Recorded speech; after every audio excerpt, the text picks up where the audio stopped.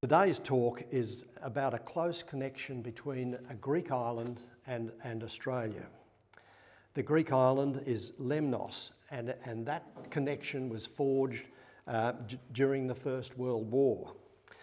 You know about Gallipoli and what happened there, but there is another story that you don't perhaps know quite so well, at least until the show The ANZAC Girls on ABC television a couple of years ago. The exciting thing for the Lee family was that we have a personal connection. My aunt, great aunt rather, Auntie Mary, is on the top of the screen there. She was a volunteer in 1915. She was a trained nurse in Bendigo, and she volunteered for service as a war nurse. In March 1915, she left Australia for Egypt and ultimately arrived in Lemnos in August that year. In August 2015, Sandra and I, who knew about this, visited Lemnos 100 years to the month when Auntie Mary arrived on Lemnos. She was with the first contingent of nurses. At the same time, or soon after, as I've been corrected, Maggie Stowers, our member, was part of a reenactment of the nurses' arrival on Lemnos that was organised, and it was actually held in September.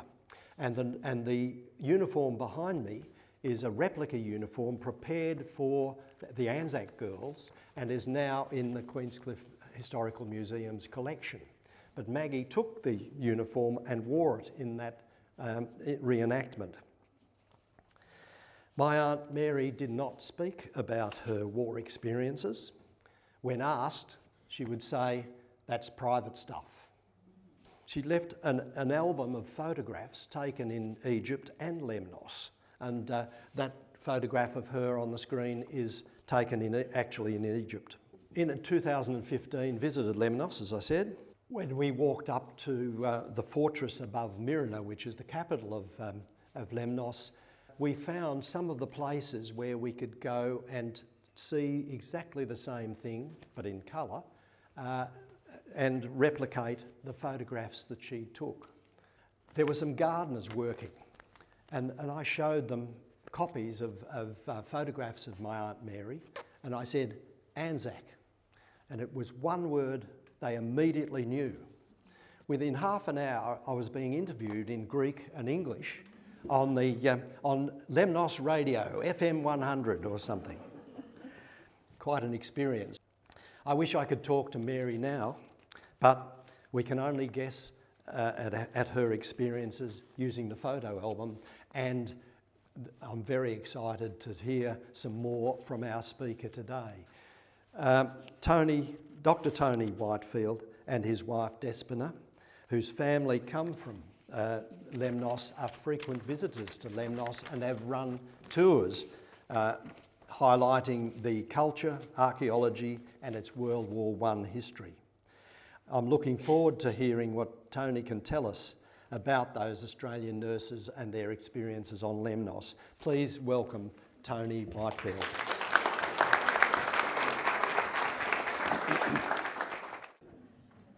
So today's talk obviously is about the Greek island of Lemnos and the Australian connection. And I've got two connections, and you've been told one of them, but there is another. So where is Lemnos? But before we start, who's been to Lemnos? There's a couple of people in the audience. Okay, so it's there, 35 minutes in one of these little planes, and you have arrived on Lemnos. And you can just see to the right of where my arrow ends up on the island is the Dardanelles. It's about 100 kilometres away.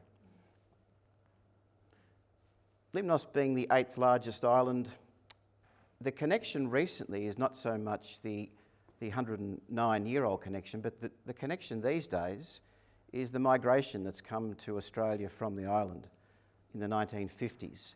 On the left is a whole lot of people at the port of Piraeus in Athens who are getting ready for their trip to Australia, and on the right is a group of people from the one village on Lemnos in a few years later.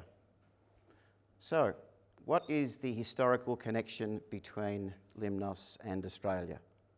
And obviously it's the Gallipoli connection. So what was the role of Lemnos? And you've noticed the spelling change here? I often get asked this, and the E or the I after the L is not normal, but for Lemnians, if you were to say the word Lemnos in Greek, it comes out as Limnos. But the Australians who were there couldn't hear the Greek accent, so they called it Lemnos. So we have two official spellings of the name of the island. So what was the whole role of Lemnos in the Gallipoli campaign? It was the embarkation and supply point. It was where everything went to the peninsula from. Yes, there are islands closer, but being closer meant that they could also be reached by bullets and bombs. And they were used, but they weren't far enough away that they could be safe. It was where the beach landing practice was taking place before April 25. It was the naval operations staging post. All the Navy, all of their operations centred from Lemnos because they had such a big natural harbour there. It was the site of the rest camp in Sarpi, which was the name of a village nearby. That village, since then, has changed its name to Kalithea, which means, my rough translation of Greek, it's a nice view. Actually, the word Gallipoli is Greek. It's Gallipoli, which means a beautiful city. So I guess that was lost on quite a few people who went there. It was a hospital site from April 1915 to January 1916, which is not really true because there was a hospital on Lemnos right up until the 1920s, and even within a few years after that. So there was French and English and American and Australian presence for about 7 years. Something that is not all that well known is the armistice to end the Turkish part of the First World War was signed on board the HMS Agamemnon in the Bay of Mudros on October 30, 12 days before the other one that we know about, that we celebrate. Interestingly, not one Australian was on board the boat that day when that armistice was signed. On Lemnos, there's 2 Allied war cemeteries. There's 148 buried there from Australia, 76 from New Zealand, but we tend to forget, being so parochially Australian, we tend to forget that there were other people there as well. There's 935 buried from the UK. And something that that Liz Kados's documentary on SBS on ANZAC Day pointed out, quite pointedly, was that there's 64 from India buried there as well. 2 from Newfoundland, Canada, 1 from Turkey, who was a Turkish doctor who ended up somehow on Lemnos, and 2 others. It's what the Bay of Mudros looked like before the boats all set off over for Gallipoli. In the foreground is a whole bunch of tents. That's part of the French contingent, because we never ever talk about the French being on Lemnos. There were lots of them. There are no French buried in the 2 Allied cemeteries because the French took their dead home because they were close enough. The English didn't for some reason. A couple of years ago, and there are 2 people from this trip in the audience today, made their way to Lemnos, and this was the hotel that they stayed in, which just happened to be above where one of the French camps was. So it's where the landing practice took place. Notice how quite peaceful it is. Where the boats come in, the oars go up, they mill around on the beach. No one thought to actually think, well, why don't we start firing at them, because that's what's going to happen. I like this sergeant. He just went for a casual stroll along the beach with his pipe. And these guys even had the time to pull out their gangplank to walk down. And there they were standing there thinking, what a marvellous job we've done. That's what the beach looks like if you went there today. Not a lot has changed. There was a lot of practicing with the ambulances, where the ambulances being water ambulances. And then in late April, they started to load all the equipment onto their barges, taken out to the destroyers, and then a lot of men were getting ready, not knowing what the hell they were about to get into. We don't think of this, but there was an air force there. The first planes that were there were these ones that landed on the water, and within a few months there were other planes buzzing around overhead. There was a few dirigibles, and these were planes that weren't there for bombing purposes, they were more for spying and photographic things that they needed to do. Everything that went to Gallipoli came on barges, and it came through Lemnos. This is a photograph taken by Charles Dennehy of the 7th Battalion of his donkeys. The donkeys were used to cart a whole lot of equipment around, but we tend to know the donkeys as this guy. And who's he? And was he Australian? No, he's English. Was his name John Simpson or John Kirkpatrick? It's very hard to tell. But he was a stretcher bearer with the field ambulance, and when he was a young boy, being one of 8, his parents used to take them for summer holidays, and they went to farms, and he was used to donkeys. So when he was there, he thought, hang on, instead of carrying the soldiers down, I might use the donkeys. So for 3.5 weeks, he was working on Gallipoli for 3.5 weeks under constant fire. And he used up to 5 different donkeys. We know of one donkey called Murphy, but I think he had 2 donkeys called Murphy. Sadly, John was killed by a machine gun on the 19th of May. And keep that date in mind. His donkeys came from Lemnos. Now, whether they were Limnian donkeys, I doubt, because a lot of the donkeys from the islands around the Aegean were funneled through Lemnos and then taken over to Gallipoli itself. So, back to the 24th of April. And there's one of those men in the bottom left-hand corner. He's very hard to see, but he's looking at the photographer. Think, where the hell are we going? So the destroyers were filled up. This is one of the pastors is giving a sermon, and they were ready to go. So what's my personal connection to Lemnos? And it's my grandfather. Check out his birth date, and that's another date to keep in mind, January the 4th. My grandfather was born in Ballarat, and this is him as a 14-year-old. Can anyone spot what kind of uniform that might be? It's a naval cadet. In 1908, a whole bunch of boys from Ballarat walked from Ballarat to Melbourne to see the Great White Fleet. Any of you Queenscliffe locals would have had ancestors here taking photographs of the Great White Fleet coming through the heads. My family's name gets mangled. You think Whitefield would be an easy name to remember and to spell, but here's what's on his plaque. And thank you, Gary and Marion, for sending through this photograph. But they even got his initials wrong and the spelling of his name wrong, but that's okay. My grandfather and his mates would have seen this in the Ballarat Courier in December 1914, that the 8th Battalion needed more recruits. So, what did he and his mates do? I'm reminded of Eric Bogle. They gave me a tin hat, they gave me a gun, they sent me away to the war. So my grandfather signed up. Right in the middle of that, can you see the date that he signed? The 4th of January, his 21st birthday.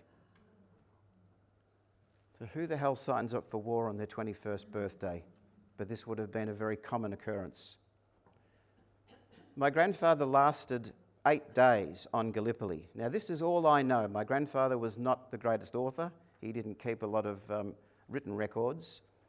But on the 26th of May, he arrived on Gallipoli, and on the 5th, he was wounded, gunshot wound to his left knee. And sometime, 6 days later, his next record says he's in Egypt. Well, to get from Gallipoli to Egypt to a hospital, he had to go through Lemnos. So I don't know exactly if my grandfather ever set foot on the island, but I love to think that at least he was there in a boat. They looked at him and they said, "No, mate, you're too far gone, down to Egypt." My grandfather survived. he came back. If he didn't, I wouldn't be here. They called him Pickles because as a young boy he stole a jar of pickles, nicknamed Stick. But his first job that he had when he came back was on a horse and dray. He used to go from the abattoirs to all the hotels around the place and factories and take soap from the leftovers from the abattoirs. That was his job for many years. This is how I remember my grandfather with my auntie.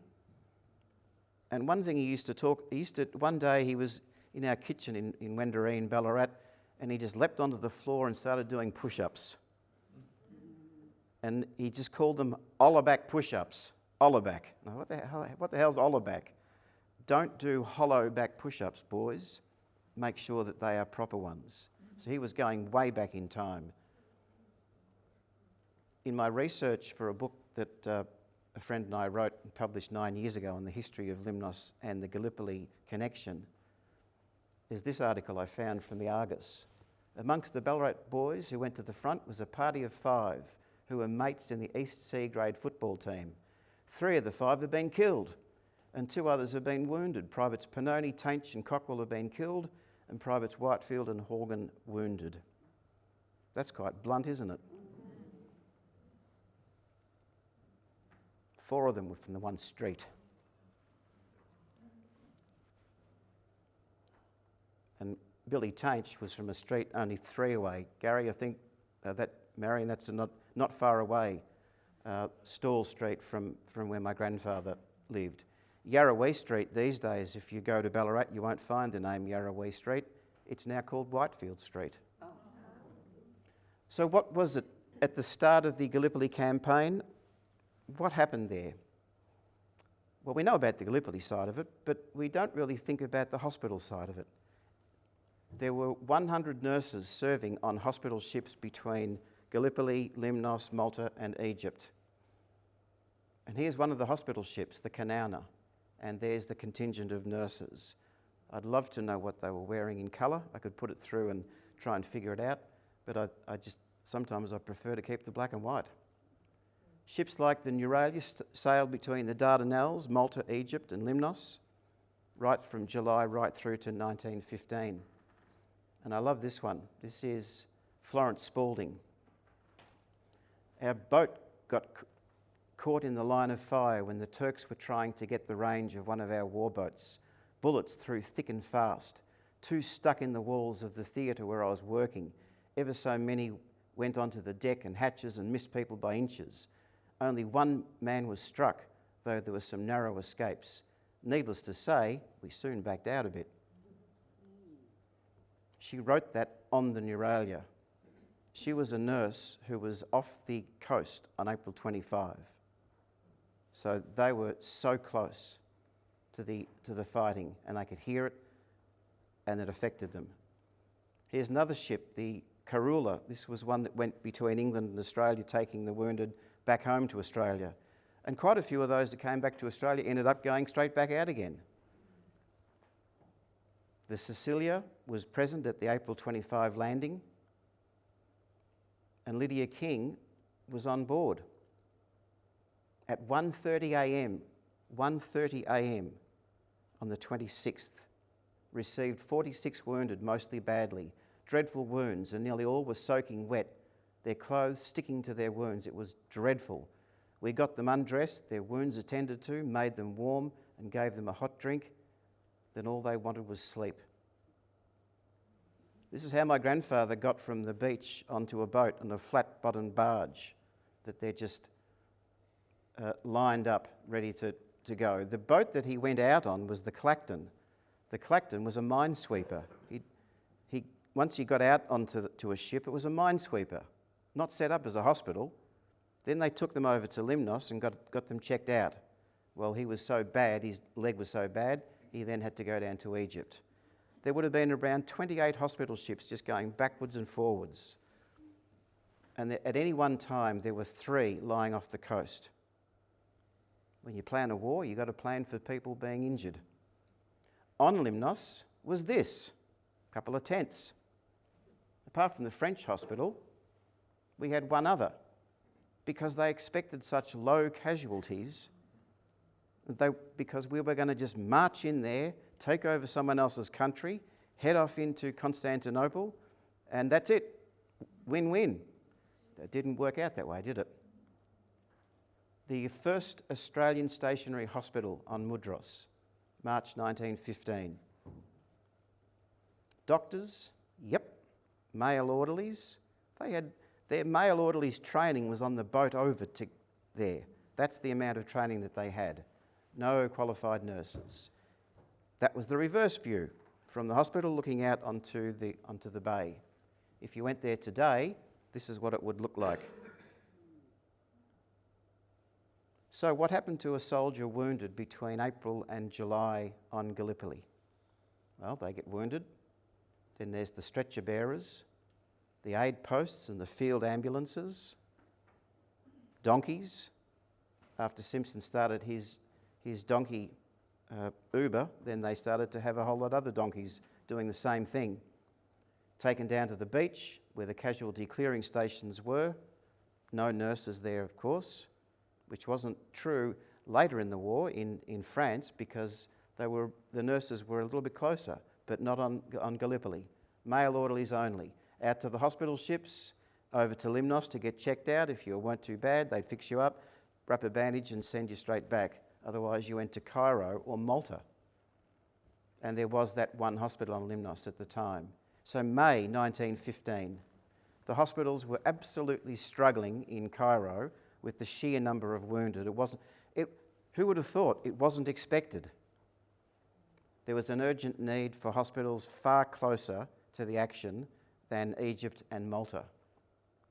But in March 1915, Lemnos had been rejected as a hospital site due to lack of water. There is no above ground water on Lemnos, it's all underground. So there was a bit of a call out to nurses, we need more. So nurses were recruited like the men, no conscription, and all of these nurses either came from the nursing service or the civilian workforce. And there were some already working in England and working on the hospital ships. So they needed a hell of a lot more than what they had.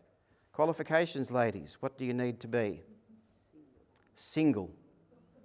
You could not be married. That was a no-no. Of sound health. Minimum of 3 years training. And the pay?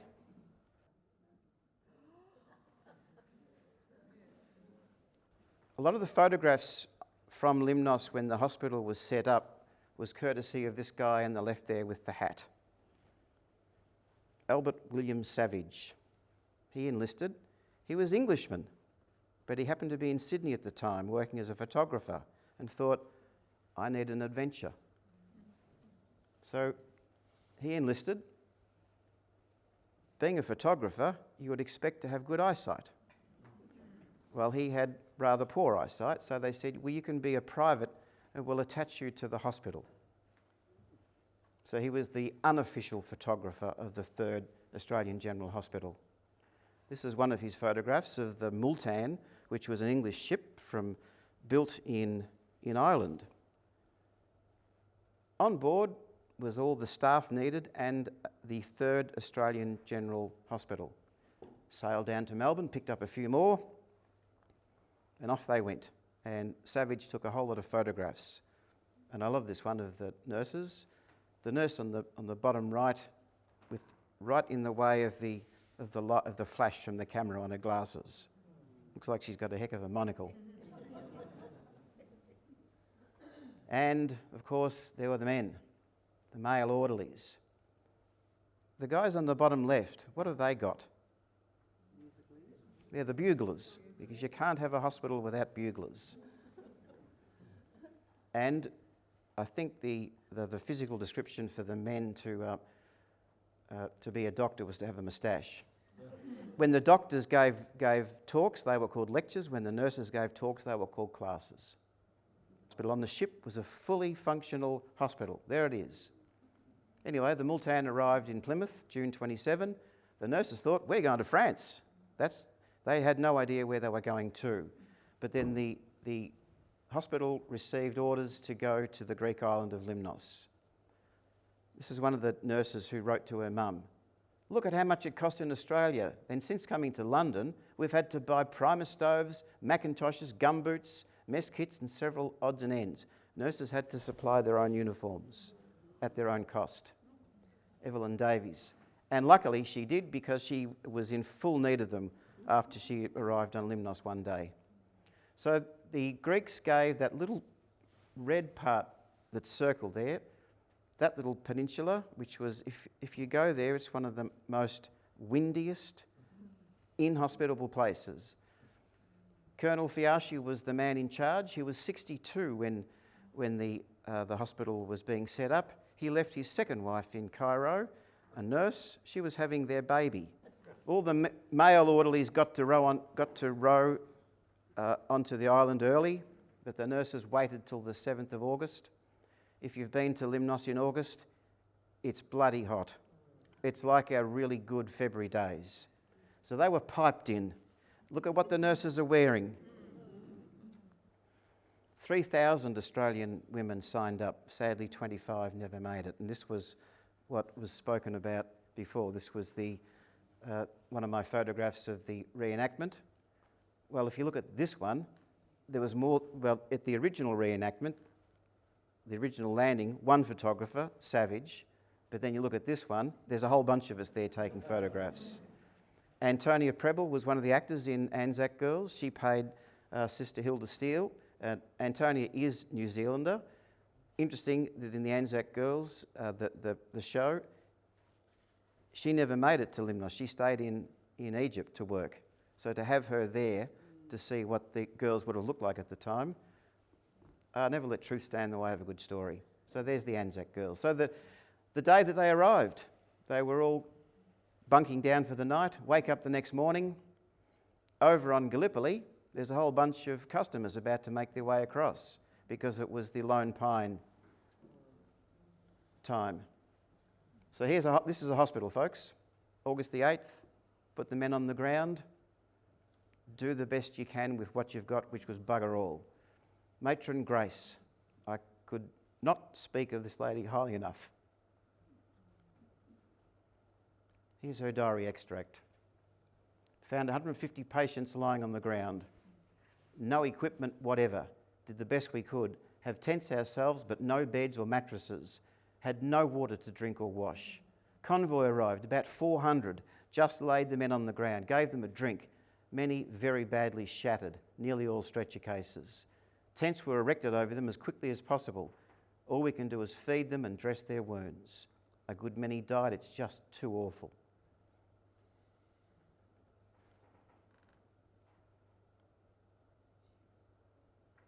Grace's brother.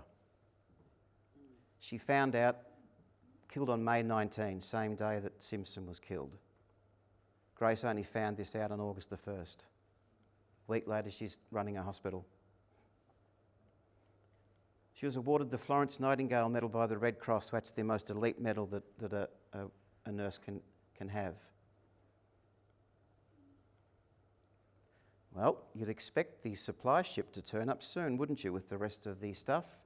It arrived on the 20th, but not anything that the nurses could call home. They were still in tents. Most of the patients at the start were from the August Offensive, and there were so many coming through that they couldn't just say, we're an Australian hospital, we just want Australian soldiers. They were taking anybody. So Cheryl Ward in 2015 took these photographs and matched it up with Savage's, and that's pretty much what you would see today. It's farmland. So the hospital was erected. The wards were set up, and you can see on the left-hand top corner, it's a whole bunch of mattresses stacked up. So they're just starting to get the hospital set. And here's the nurses' housing until November. They've gone through summer, autumn, and they're getting up into the winter months, and they're in tents. One of the nurses took this picture of the hospital laundry site. Well, if you went there today, that's what you would find. But of course, the males who were there they had a recreation tent before the nurses had anywhere to shower. Well, that's fair enough, isn't it? If you go to Lemnos now and look at the hospital sites, you will not find any record of anyone ever being there, except the British Infectious Diseases Hospital. The knowledge that they gained from the Infectious Diseases Hospital has lasted until today. So that hospital had a mighty benefit of the diseases that war can come up with. And a benefit for the local people of Lemnos was the fact that there were thousands now of medical people on the island. So the locals were, can we come in and get fixed up? Sure. And I like to think that there are some members of my family in these photographs. So the nurses had to live, they had to keep themselves occupied when they weren't on duty. This is one of the operating tents. You don't think that they had some of the luxuries of life, but they had electricity, they had a generator, and they had X-ray machines. These are some of the first ever that were used. August dentist. A lot of these men wouldn't have been anywhere near a dentist for months, some of them for 9-10 months. This was the first, Mr. Savage came out and took the first picture of one of the local dentists. Well, they finally got a dental surgery towards the end. But the hospital was a tent city with a few permanent huts. The nurses being excellent letter and diary writers. So what we have today is a lot of what the nurses wrote themselves. Here's Florence Howard. When the patients came in, we had nothing for them. We had to tear up sheets and towels. We had to use sanitary utensils to wash them in. And this chaos continued for 3 weeks until the equipment arrived. We kept ourselves alive by the Red Cross issue of Ideal Milk, tins of coffee au lait and Huntley and Palmer biscuits. We in turn kept our patients alive by the same means, plus soup made from dried cubes and cooked over an open outdoor fire in a Dixie. Bully beef, army biscuits, salty bacon, badly cooked porridge, prunes, rice and straw, Nellie pike.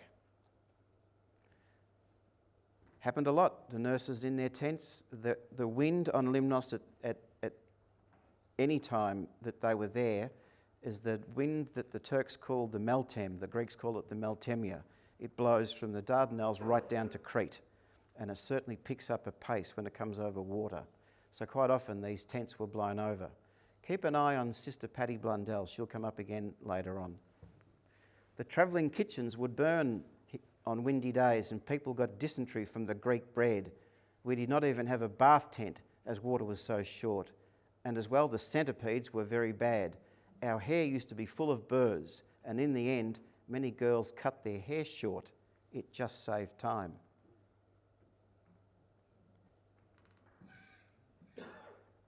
And later on, when the weather started to change, the weather is terrible, bitterly cold, and a high wind and rain, the wind I spoke about. We're nearly frozen, even in our balaclavas, mufflers, mittens, cardigans, raincoats and Wellingtons. It's a mercy we have ample warm clothing, else we should perish. Last night, 5 tents blew down, 1 ward tent and 4 sisters' tents. Anne O'Donnell. Gary and Marion, I think you were on this trip. We did a bit of what I called toe-kicking archaeology in 2018. You go to these battle sites and World War I sites. You're not allowed to dig in some places, but the Greeks don't let you take anything, but you're allowed to have feet. So I say, kick any piece of earth. And we found a whole lot of these little pieces. This is just the one day with a whole group of us.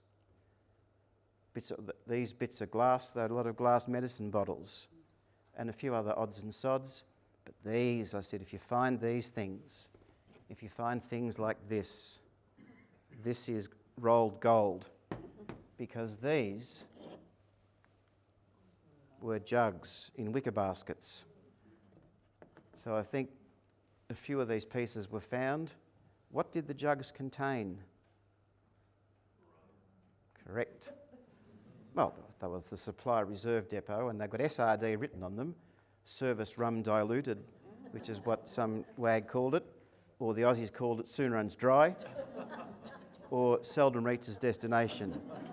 You have to ask yourself, how did British rum jugs from Tamworth at the George Skay Distillery end up on an Aussie hospital site. I've got to talk about Eleanor Williams, or Fanny at her first name, but she preferred Eleanor. Trained as a nurse in Adelaide. Does anyone know Eleanor's story?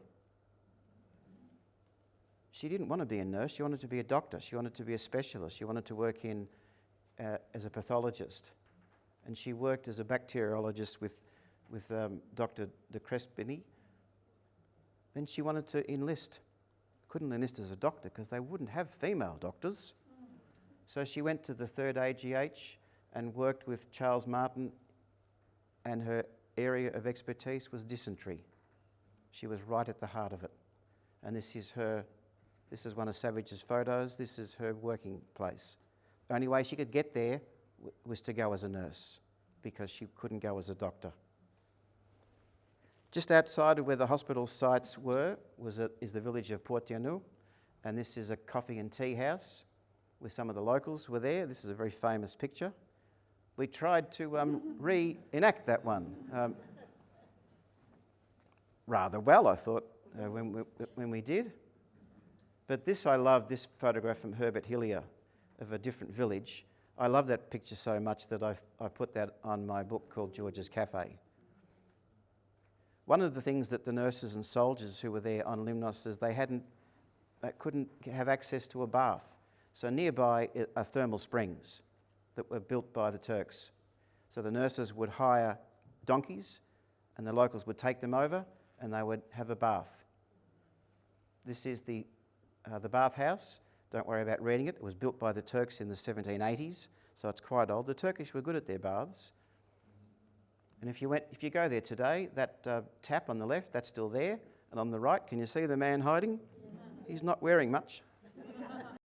4 out of 5 nurses got dysentery almost immediately. There were shortages of water and food and clothing for the sick patients. British nurses arrived after the conditions improved. And the one official said those colonials were pioneers and accustomed to roughing it. My ancestry DNA says I'm English and Scottish and Irish. One Canadian nurse thought, I'm going to complain about this. She had to face an inquiry. These 2 graves are for the 2 Canadian nurses. They're Matron and Mary Munro. All nurses who went to Lemnos were almost taken as a rite of passage over to visit the grave sites. When they had the funerals for these 2 women, the nurses weren't allowed to go. Too upsetting. So Matron Jagged and Mary Munro, the 2 nurses who are buried there in the cemetery. Canadian nurses, only recently have the Canadians realised that they've got their own buried there, and they've done a fair bit of work in building a little memorial. But Mary is quite interesting. She was 48 when she enlisted. Her medical record, right breast removed. She had survived breast cancer, but not dysentery. So here's some of the nurses that are simply on one of their expeditions. Let's go and visit our girls and put some flowers on the graves. Well, the British were very good at building things. They built a railway. Well, you'd need a railway, wouldn't you, to carry things around? But because water was in such short supply, what do you build? A desal plant. Olive thought, I'm going to take a photo of this. So over she went with her camera and snapped this picture. And that got me thinking, what sort of cameras did they have? Well, here's the Kodak vest pocket camera used by Wilfred. He was actually he was on Lemnos as a patient. I haven't seen any of his photographs. His family would have them. But that's the sort of camera that was there at the time. Soldiers were not allowed to have cameras, so you just don't see too many. But he had one. This is a better picture of the desal plant. It was taken by Ernest Brooks, that's him, in the dugouts in Gallipoli.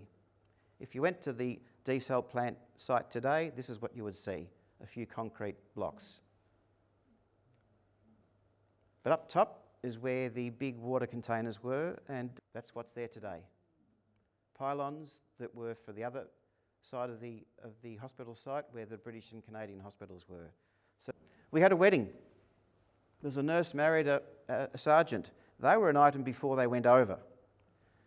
Luckily for Nurse Jess, she got to stay a nurse for the rest of the year. Then she had to come home.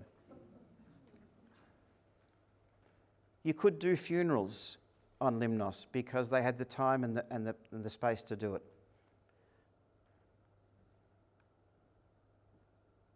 If you saw this picture today, not a lot's changed. You look at the background view there, it's very similar. They had the chance, they had the time, they had the dignity to give people a burial. Photograph taken in 1915, the wooden crosses didn't last too long. So then Christmas Day, the whole hospital got together. There was a few photographs taken. This is one of them. And then they started to close the hospital up because they were going to Cairo and then over to France because, as you know, by Christmas Day, all the Allies had gotten off Gallipoli. They had to pack up a whole hospital, send them on boats, and off they went. And it's a lovely, poignant photograph of the nurses sitting there. Well, they were ready to leave on the 16th, but their boat hadn't arrived, but they'd packed their tents up. So one last indignation. We don't think of this, but there were so many hospitals on Lemnos at that time, 9,000 beds. It was a massive operation. The rest camp in Sarpi, the soldiers that going to the rest camp had to walk through the hospital site. Some of them hadn't seen women for months, and you can imagine the comments that were made as they were walking past the nurses' tents and where the nurses were working in their wards. Off they go around and over to the rest camp where some men absolutely needed it. They could still hear the faint shells going off at Gallipoli, and that would still scare some of these guys, even this far away. So the rest camp was a place where they had rest and they had food, which was a bit better. The 14th Battalion is interesting. That's where a lot of the Queenscliffe lads and the Bellarine boys, that's the battalion they were with. But very few were there on Lemnos at this time. If you went to the rest camp today, that's what you would see. That is an abandoned 3-level house. Lord Kitchener, General Munro and Birdwood, they were there early November. The scuttlebutt would have been huge that there was something going on. Why are they suddenly coming? Why are they here? What's going on? They had made their decision in November to evacuate. They still sent soldiers back. That's amazing. They played sport while they were there. They marched, they did church parades. And that village, that campsite now is the village of Niakutili. But what's left over for the Greek population? There was a lot of photographers there at the time. So this is the castle in Mirona, Stephen, where you would have climbed to the top. But there are wonderful pictures of everyday life that the nurses and Savage took. And these ones are terrific. And I often think I wonder if any of my wife's family relatives are in these photographs, and there's probably every chance. Just marvellous photographs of life at the time. There weren't a lot of cameras on Lemnos in 1915, but when you get thousands of people coming in like this with cameras, it's a wonderful legacy that was left for them. Everyday life. And a lot of the Aussie boys would have been farmers, and they would have loved seeing the farm life of the place. And even building, just how they built their houses. This is taken by Charles Dennehy of the 7th Battalion. Why did he take a picture inside a classroom? He was a school teacher. And I think this is the first time this photograph has been shown publicly. This is what people do when they come to Lemnos these days. They come and find their ancestors in some of the cemeteries. And I have been there when people have unexpectedly, just going for a walk, found someone from their hometown.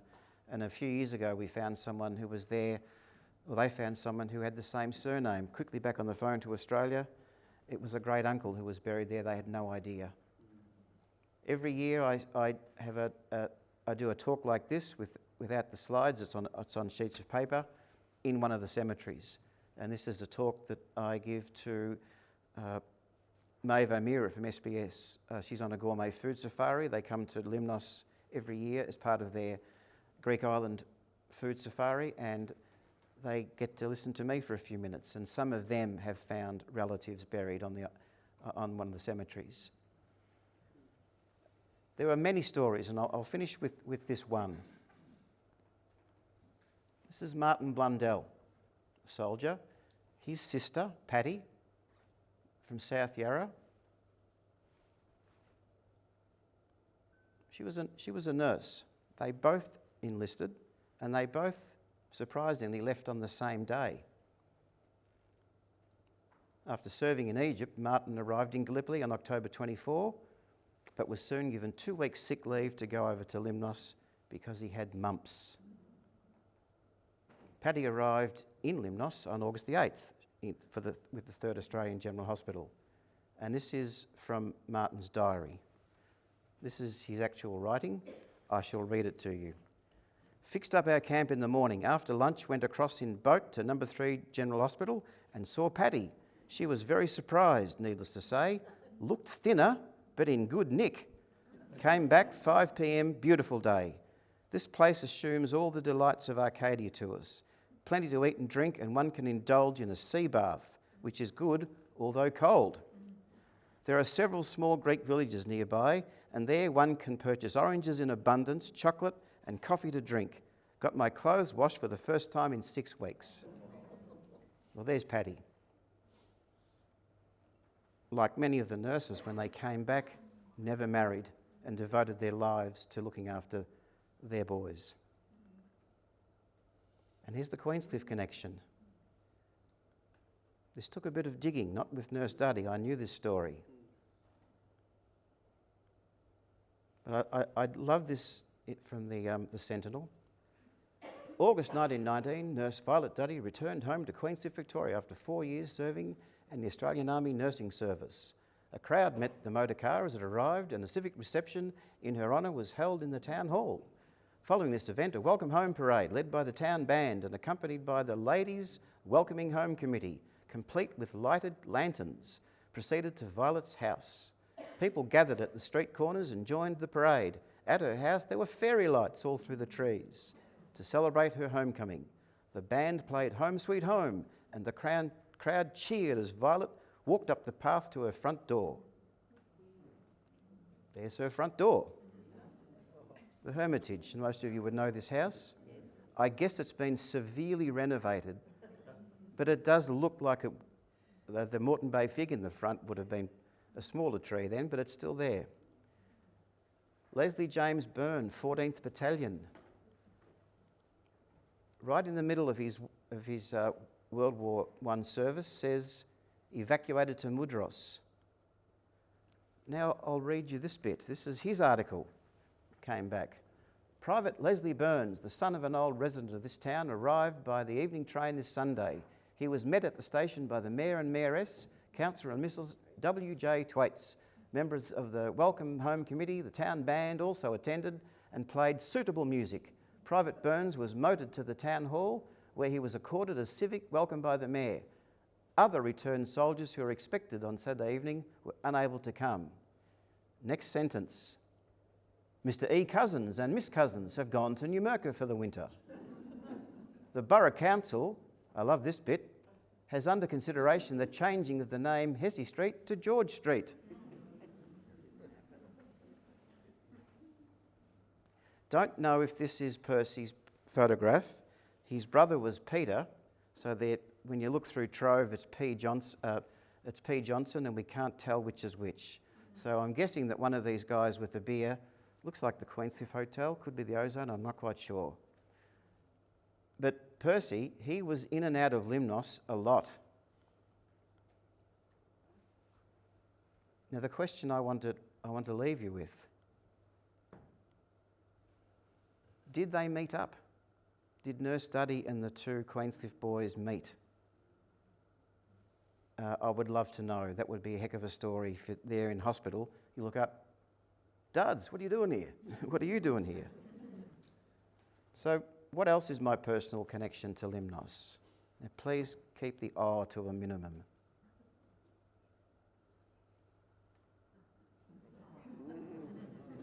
said to a minimum. Well, it was a hot day in December the 11th. I thought I was going to a bar mitzvah, but ended up getting married. Within a few weeks, it was winter in Greece, and we went to Lemnos to visit my wife's family. And there's the family home where her mother was born in. When I say her mother was born in the house, her mother was born in the house, as were a lot of the relatives. So we had a good look around. 12 years later, we took our children there to have a poke around. Then my wife and I, Despina and I, started to fix the house up. In 2006, my father, on his only overseas trip in his life, being the son of an ANZAC, came over to spend time with us. He was there when we bought the block of land next door. My dad was very proud of his work. Well, actually, he didn't do any. He and I sat up the top drinking a rather potent brew while my son did the work. In 2018, it looked like that. Monday this week, it looked like that. I thought I'd just fly over and take a photograph. So finally, and that's where we shall leave it for today.